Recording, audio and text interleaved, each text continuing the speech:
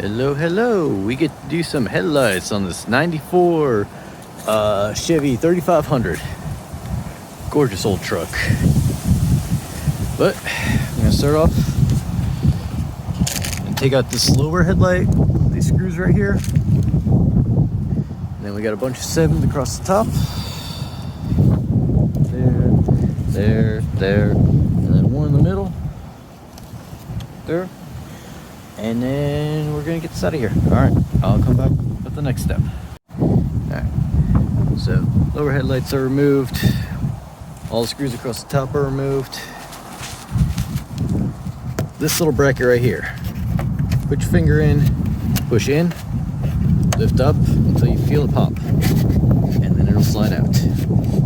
That's the only thing holding it in on the bottom. And then this guy comes right off. And there were also these marker lights on the side, both sides. Just got twisted and they pop out.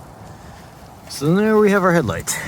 And we got a couple 10s holding it in place. And then the wiring, which shouldn't be hard.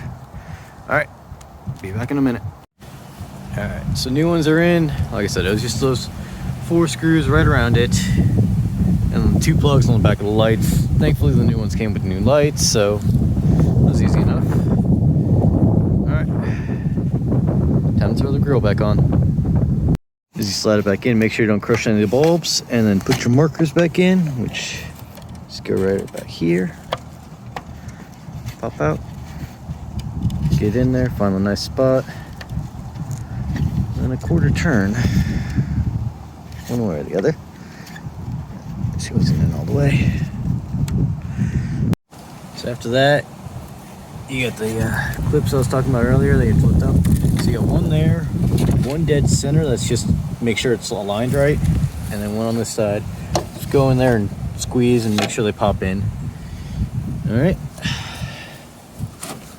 And I got some of the 7s up top. And then I've just got to put the those guys back in. All right.